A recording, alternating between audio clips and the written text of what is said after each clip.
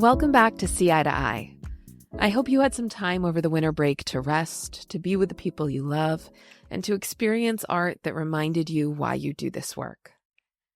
The start to 2026 has been heavy, with some days feeling impossible to reconcile the weight of the world with the obligations in front of us, and each of us is experiencing that weight differently.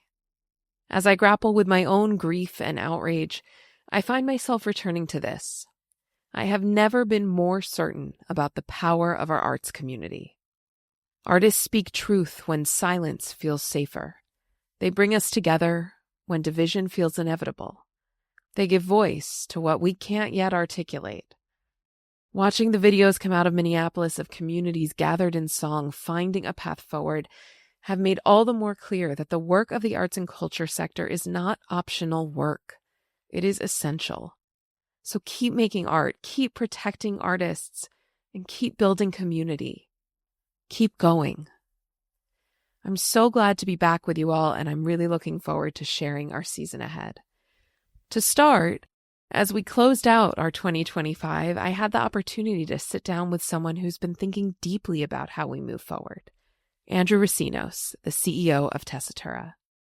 Many of you know Tessitura well, but this conversation goes well beyond the nuances of running a member-owned tech nonprofit.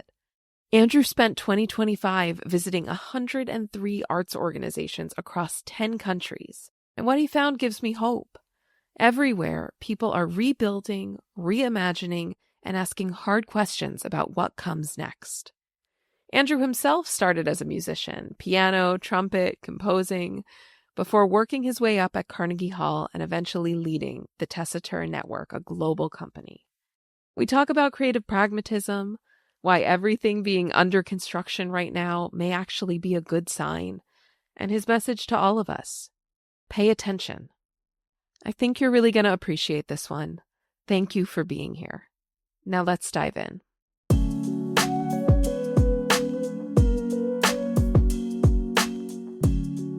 Andrew Recinos, welcome to See Eye to Eye. Thank you for being here. It's so fun to see you in this context. Oh, thank you, Monica, for inviting me to be here. I'm absolutely honored. Well, I know everyone is used to seeing you on stage, giving us encouragement, talking about the field and what we can look forward to. But I think maybe folks might not have a sense of how you got into the arts at the very, very beginning. You have lived inside the arts most of your life as a musician, as a composer, now obviously in a very different role. But when you look all the way back to the beginning, what were your first impulses with art and music that drew you in? It's funny because there's a lot of folks sort of in my orbit who know me as the Tessitura guy, but most of my life, I've really started to find myself as a musician, going all the way back to the beginning. I fell in love with the piano first and foremost, playing the piano and then later playing the trumpet. And then later writing my own stuff. And I've always found that music is a solace for me. It is a emotional outlet. You know, I was so into music that I went to school for it. I have a degree from the Jacobs School of Music in Indiana. And Indiana had and has a really great arts administration program. And I met someone who was a performer as well, who told me about it. And so that was when I learned about it. I ended up staying at Indiana after my undergrad and getting a master's degree in arts administration, actually. My understanding is you started your career from there as an intern at Carnegie Hall. Yeah. Which that's a pretty great place to start. When you look back at those early days, what did you learn immediately about audiences and institutions that you still hearken back to today as you're navigating organizations of all sizes across the world? Yeah, it's amazing how much I still think about what I learned there. I ended up staying at Carnegie for about 8 years. I kind of worked my way up, but to me, it was like postgraduate work, spending 8 years seeing really how, you know, one of the world's most recognized arts institutions gets that way and stays that way, was an incredible learning experience for me. And I think the first big thing that I've taken with me since is this commitment to absolute excellence. You can't have Carnegie Hall be your product and phone it in, right? Sure. You can't be good enough. You can't have typos in your acknowledgement letters, right? Like there is an understanding from whoever's on stage to whoever is opening the mail that, you are absolutely at the top of your game. I think that excellence is kind of a charged word, right? It is, yeah. There's many different ways to define excellence, but I always like to think of it as, are you best fulfilling your mission, right? So for me, it's something I've taken forward in my career, that however it's defined, that we're striving, that we're pursuing that which is best.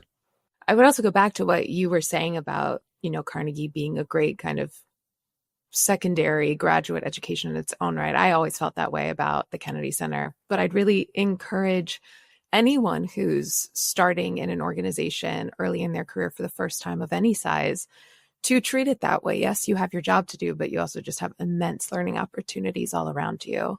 And I think you and I are similar in our curiosity and lifelong approach to learning at every opportunity. I definitely agree with that. And I think where you have the time, embedding yourself in your organization, even if it's outside the job that you're doing. So when somebody said, we need a volunteer to help put together packets for the board meeting that's about to happen, I'd raise my hand, right? Like that is something new to learn. One of my favorite weird stories about working at Carnegie Hall is because of that, I ended up being asked to escort the late board members to the board meeting. And so I ended up escorting Oscar de la Renta to a board meeting as a 24-year-old kid who just moved there from Indiana, which was a pretty surreal experience. And he was very polite, I gotta say. We're glad to hear that, certainly. Okay, so what came next after Carnegie Hall? Yeah, so I had worked mostly in development. I was the director of the Friends of Carnegie Hall, which is their membership program, for a few years. And they're dealing with a lot of data. And so I became quite enamored with the systems that Carnegie Hall had in place at the time. And in fact, in my last couple of years at Carnegie, I moved out of fundraising and out of the development team and into the IT team, supporting their databases and that sort of thing. But along the way, I started working with one of their consultants, a company called JCA, who's actually a great friend and partner of Tessitura, and I know of Capacity Interactive as well. And JCA offered me this job to be a consultant, working with nonprofits and arts nonprofits in a more general way. And the first big project I got was being a contractor for this strange little company coming out of the Metropolitan Opera, called the Tessitura Network. And by 2007, 2008, the Tessitura board was talking about what was the next generation of their technology going to be. And they decided that even then, they needed to replatform.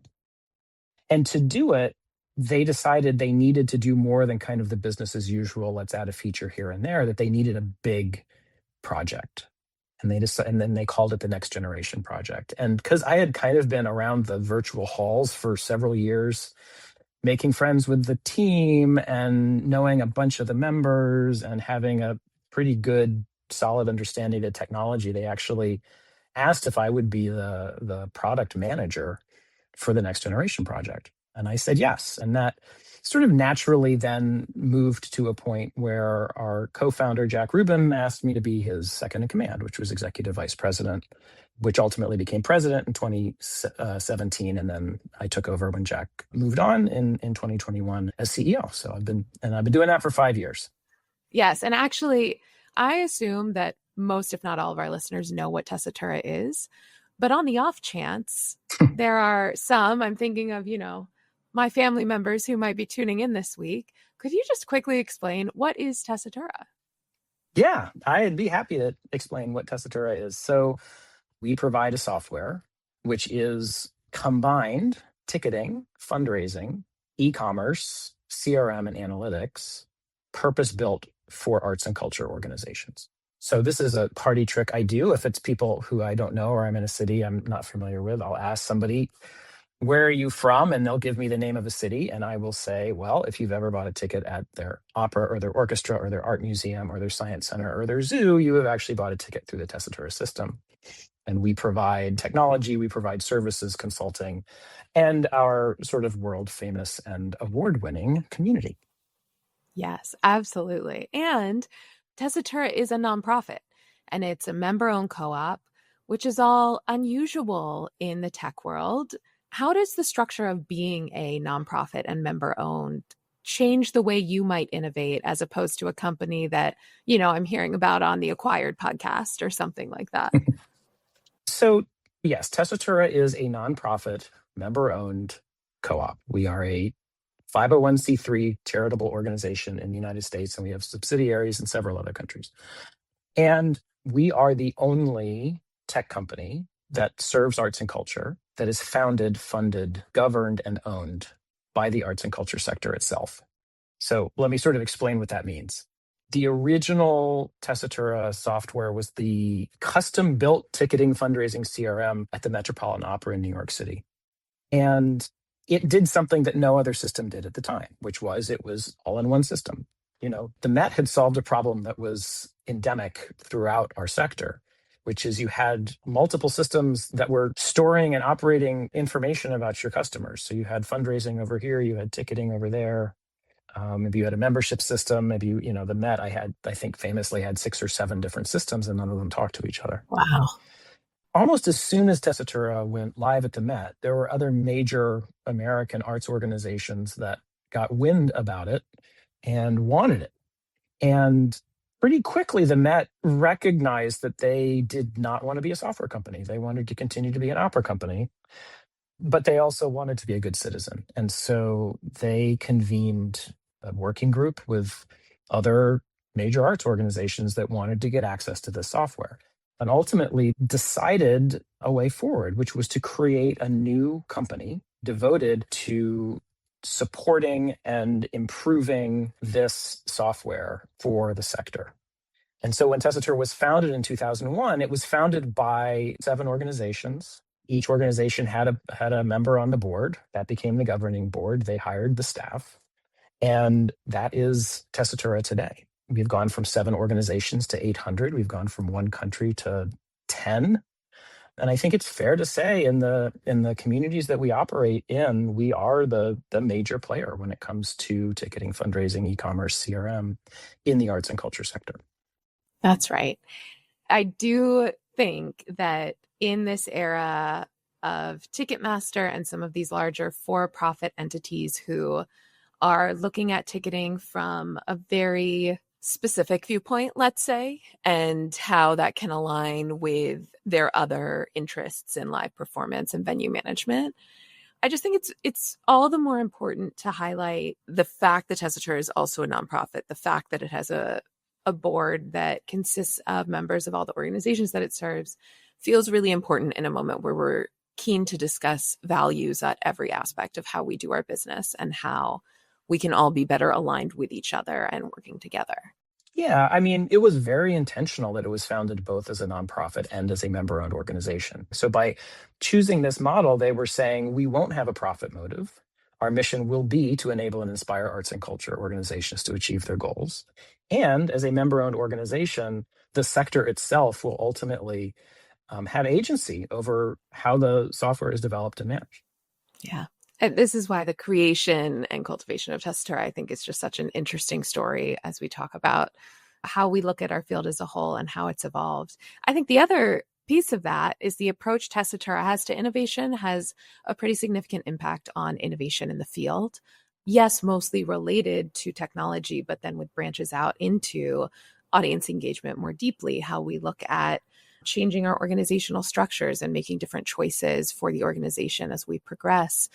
How do you cultivate a culture of experimentation and a love for innovation at Tessitura while still remaining the steady drumbeat that's required as this large mission-driven partner to our field? Yeah, I mean, it's a constant balance. I had a composition professor when I was a kid, and she had all these funny sayings, but one of them was, you are what you eat, so eat good music. So she would encourage me to go to all sorts of different kinds of performances, modern music and early music and jazz and all this stuff, and to listen to all different kinds of music. And I think that is a big part of how we think about innovation at Tessitura, is that we are what we eat, so we have to eat good ideas. The primary input to how we think about innovation is listening to our members, right? And we have all of these sort of structures in place and committees and groups and forums and ideas boards and sessions at our conferences. But that's not our only input. We look at what else is happening in our marketplace. We look at adjacent marketplaces, like we keep an eye on hotels and on travel trade and on commercial CRM, and other areas like that. And I think that balanced diet of eating all of that rich sort of variety of food, all of the levels of the pyramid, or whatever you want to call it, is what allows us then to be able to continue to innovate and serve the sector on the whole. I think the last thing that is, I just think, is one of the coolest things about Tessitura is we have this spirit from the very beginning of egalitarianism. The majority of our organizations are smaller than $9 million annual budget. You think it often in the sector, you think of Tessitura and you think of the Carnegie Halls and the Metropolitan Operas and that sort of thing. But what we've learned is, by having a much richer ecosystem, like we are not a monoculture, that there are incredible ideas that smaller, more nimble organizations sort of come up with first that end up helping the large organizations. And there are things that the really well-funded organizations do first that we're able to then democratize, so even the smallest organizations can benefit from it. That makes a lot of sense, and I'm glad you put a finer point to it. I'm curious what you think of our field's overall tolerance for innovation, and if you've seen that change over the past, let's say, 10, 15 years. Oh, that's a great question. I think that there is more of a thirst for innovation than there once was. When I started out as an implementer for Tessitura 20 years ago, there were a lot of leaders who saw technology as a necessary evil. And more leaders and more folks now are recognizing that arts and culture lives side by side with Amazon and Netflix, and there is an expectation of a certain level of innovation. It doesn't matter that you're a $2 million theater company and Netflix is an increasingly big monolithic media company, that if you can get into Netflix and do what you want to do in 2 clicks, and you only have to sign up once, that you should be able to do the same thing with your $2 million theater. And so our job as Tessitura for the sector is to make sure that we can take sort of the economies of scale that we have to make sure that technology can be delivered at that same level. That makes sense to me. And yes, as you say, I do think we're in a moment where the field is beginning individually to examine what their organization's tolerance has been and could be for growth. So, you and I have talked about AI on kind of our own time over the past several years. And I know that you've said technology shouldn't replace meaningful interaction, but instead be an enabler of that. So what does that look like in practice for you? And what does that look like in practice for Tessitura? Yeah, it's a great question. And you're right. Like, we think of our role in the arts sector as providing technology that can elevate humanity. If our technology is working right, then cultural organizations that we serve are able to connect with their people in a more meaningful way, which means that more art and culture is getting out into the world. And what could be better than that? I mean, our vision is working towards a day when every human in every community we serve has arts and culture as a meaningful part of their life. So we don't see this as, let's have robots just do arts and culture now. I like the term popularized by Ethan Mollick, which is co-intelligence, because there are many things that AI can do to help deepen sort of somebody's work, either to make it faster, to make it richer, to make it scale. So one of the prototypes we did was pretty simple. It's using Gen AI on a constituent record, and you press this little button and it just gives you a quick paragraph about them. But it's not that hard to imagine that going just a step or two further. You're a frenzied development officer, it's intermission, you've got the donor lounge, you've already got the list from Tessitura of the 20 people who are going to be there. You could certainly run reports on each of those people, or maybe you just have that report and AI has generated 2 sentences on each of the important people and why they're important, and put them in the order of importance, so you know who to walk up to first. And because you can store their photos in Tessitura, you know the photos, so you can find them. Like, it's all things that you could do today, but as a co-intelligence, AI is able to magnify that and make you more effective. And because of those relationships that you build, because of course we know in fundraising, building the relationships is the key to all of it. Mm-hmm. These are ways that can help ensure that that organization can survive for years to come because of these wonderful folks who you've been able to make a deeper connection with. And I hasten to add that that feature is not on our roadmap. I just kind of made it up as I was talking, but it's an example of the sort of thing that you can see even today's AI being able to do. And it's advancing by leaps and bounds all the time. Well, we won't hold you to it, but I'm sure you'll get a few curious emails after this to see how can we do this? When can we do this? So sorry in advance for that.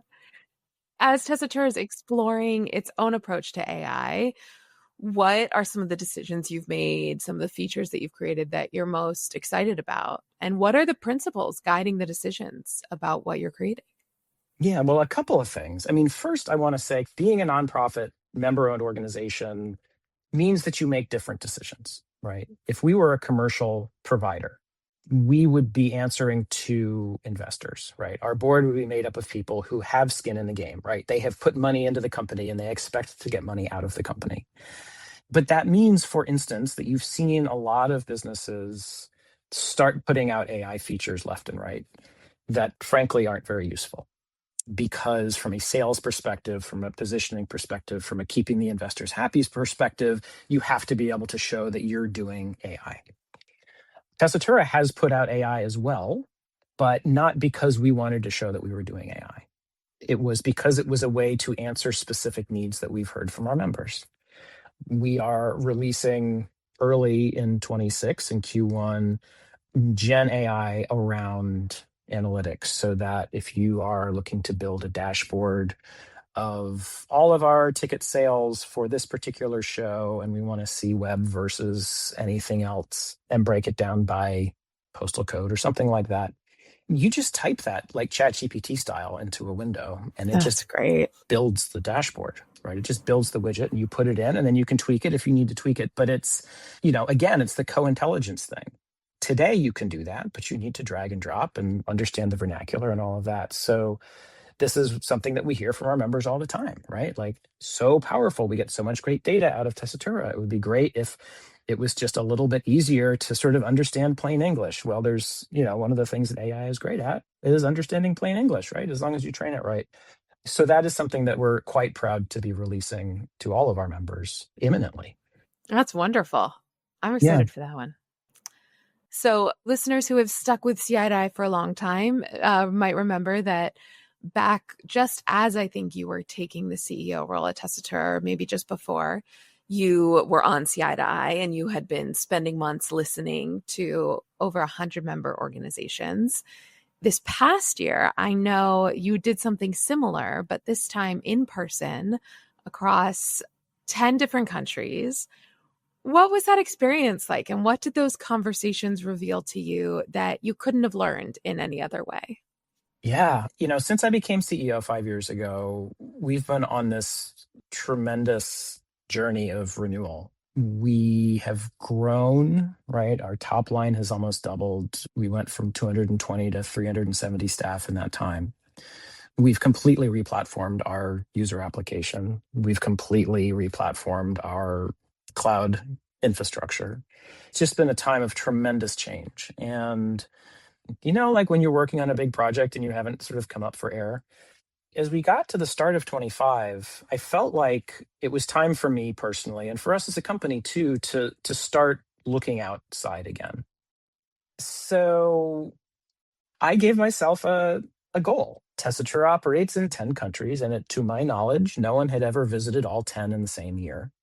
So I decided to do that. Not only all 10 countries, but in the UK, where we operate in all 4 countries of the UK. I also visited all 4 countries of the UK. So England and Wales and Northern Ireland and Scotland. And it was so interesting in 2025, where there is a lot of upheaval in lots of different ways in the world itself, Yeah. where arts and culture has been under a lot of pressure, a lot of funding pressure, a lot of will audiences come back pressure, a lot of changing tastes. It's very interesting to spend time sitting in the offices or touring the buildings of what ends up being 103 arts and culture organizations around the world. Hmm. And there's some big themes where it doesn't matter the size of the organization or even the country that it's in. There's some big themes that just kept coming back. And the first one is everything is under construction. Yeah. First of all, as a traveler, like, I don't know about you, Monica, I have not been in an airport that hasn't been under construction. In a long time. Downtowns, I'm in Atlanta right now. I've walked past, I don't even know how many buildings going up right now. The hotels I stay in half the time are under construction. But more importantly, the cultural organizations themselves, sometimes physically under construction. There is a lot of building happening, either in the middle of a renovation, or they're adding a wing, or they're creating a new building, or they're planning it, or they're building a endowment campaign, and. But then maybe the most important or almost existential is sort of rebuilding the business itself. And I've seen more and more of that. And I think that there are sort of meta themes about that as well. There is generational change happening in leadership all across the world. Boomers are retiring. I think COVID is also kind of with us forever in a way. Like, Oh, for sure. Yeah. it's just remains part of the conversation, even as just sort of that, before times and after times thing. How we structure our organizations is being questioned. How we program, what our role is. There's a lot of soul searching. And so everything is under construction. And I think that's a good thing, because as much as it is a pain to not know where baggage claim is, the reality is I've also seen, and we've probably all seen, communities where nothing is under construction. Yeah, that's right. And the only communities I've ever seen where nothing is under construction are communities that are dying. And I've seen it in parts of this country, I've seen it in the UK, and there is simply nothing sadder than the decay. So, yes, it can be kind of irritating, and it can be challenging while you're in it. And ultimately, it's a good thing. And I don't know if that's something you've seen, Monica. I agree with that completely. And I agree that with construction, you also get renewal, new beginnings, expansion, hopefully. And I am heartened to see how much of that there is in a time where it is desperately needed across the board. Yeah. Another theme that I'm seeing is around fatigue. I think that there's a whole lot about fatigue. There's just physical fatigue. There is donor fatigue, like just sort of, do the Mad Lib of thing fatigue. Arnold Toynbee, I think, has famously said history is just one damn thing after another. And honestly, I mean, I started as an arts administrator in 1995, and we've lived through 9/11, and we've lived through the first dot-com bubble, and we've lived through the Great Recession and COVID and political shenanigans and George Floyd. Like, it is sort of one thing after another. So on the one hand, I think, of course, the fatigue is real, right? Arts and culture leaders and employees are being asked to do more with less all the time. And it's also a reality that there isn't really a normal, A great point. The only thing constant, right? Yeah.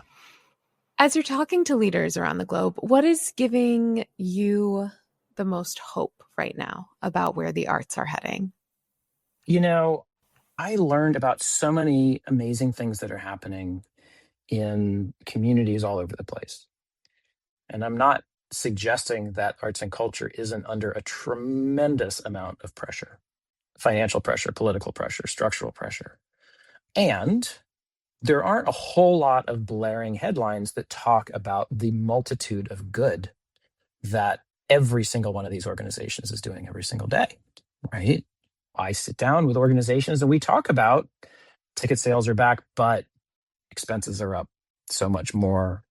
We're having trouble finding attention from donors because there's so many social causes that they feel compelled rightfully to give to, those sorts of things. And in the same conversation, you hear about all of these new things that they're doing. I think that there's this multi-decade pivot away from the purity of the high art to the primacy of community.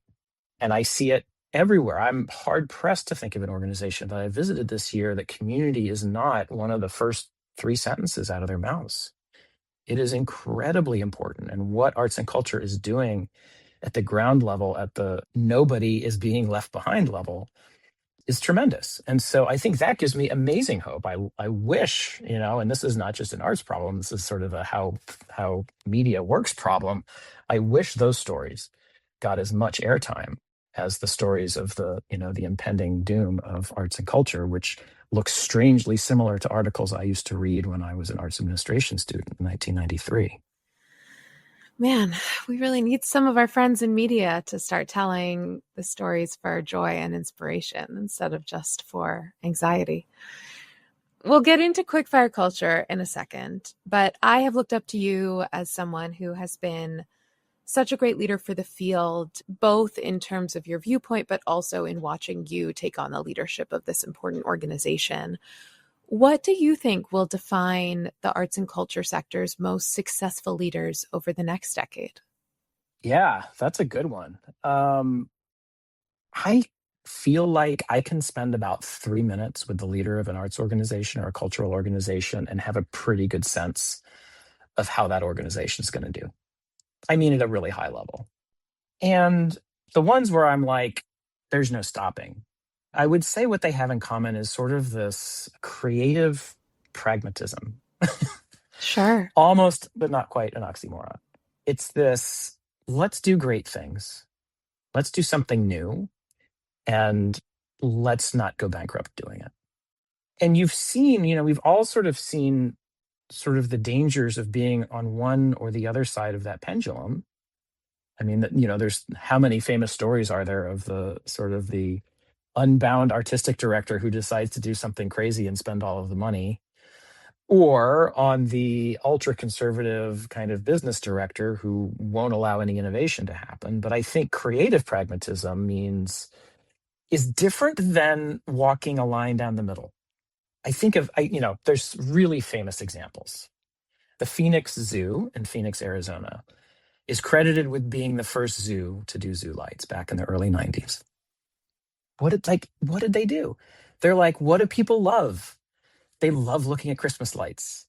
What do we have? We have this huge campus that can Uh-huh. fill an endless number of people. What is a time of year that we have trouble attracting people to the zoo? Not a lot of people are going to the zoo in December, but when it features millions of LED lights, they have opened up an entirely new revenue stream. They are activating their space in a completely new way. They are bringing genuine joy. That to me is creative pragmatism. It was a very clever idea. I think of, symphonies who perform with film. And now it's a staple of most symphony orchestras. That's creative pragmatism. But like like when you hear these things that have been huge successes and you're like, why Yeah, didn't I think it? Like, sure. I think those are the kind of leaders that we're going to see leading us into the future in the next 10 years. Mm. So we have sadly reached the end of our time together, but of course we have our quickfire culture questions just to wrap things up. So what is one piece of culture right now that you are currently obsessed with? David Byrne's Who is the Sky? Okay. So it's his new album, and he is on tour right now. And my good friends at Massey Hall were presenting David Byrne for 3 nights and hooked me up. And it was one of the best concerts I've ever been to in my life. It is just a joy from beginning to end. Mm. If you could go back in time, what is a live performance or event that you would want to have attended?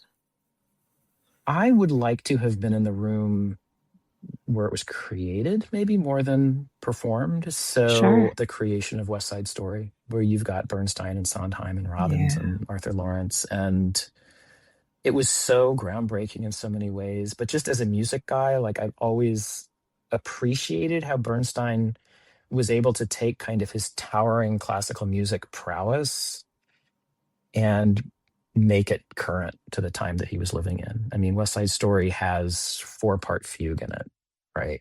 But it's a bunch of street kids singing about the fight they're about to have. I mean, and it's all jazz with a hi-hat behind it. Like, I mean, talk about creative pragmatism, right? There It's you like go. this has to be catchy, and from his perspective, his idea of excellence is it has to stand up as a work of art.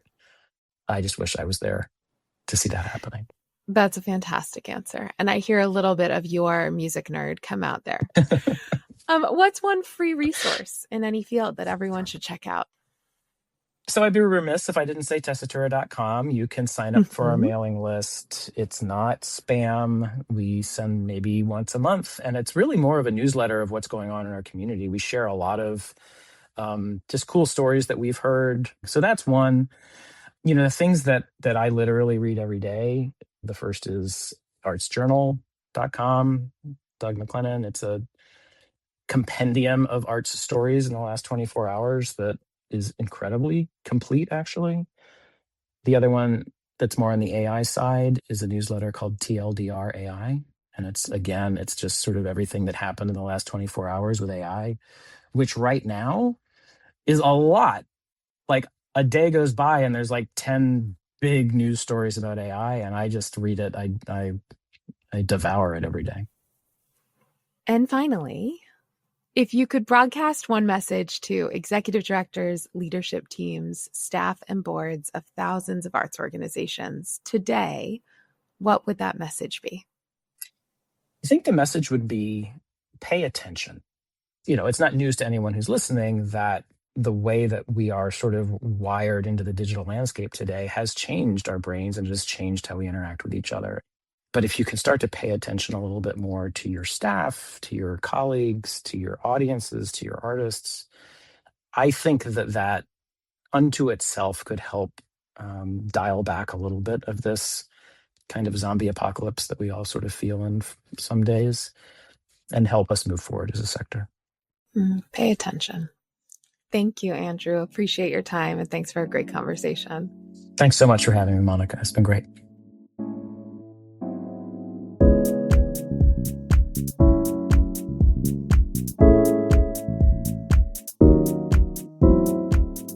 Thank you for listening to See Eye to Eye.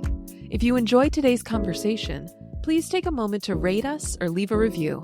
A nice comment goes a long way in helping other people discover the show. And if you haven't already, click the subscribe button wherever you get your podcasts. We've got some great episodes coming your way, and I wouldn't want you to miss them. A huge thanks to our team behind the scenes, including Karen McConerty, Yayi Stem, Stephanie Medina, Jess Barabee, and Rachel Purcell Fountain. Our music is by Who Is Uzo. Don't forget to follow Capacity on Facebook, Instagram, LinkedIn, TikTok, and YouTube for regular content to help you market smarter. You can also sign up for Capacity's newsletter at capacityinteractive.com. And I hope you'll reach out to us to let us know who you'd like to hear from next on See Eye to Eye. I'm Monica Holt. Thanks for listening.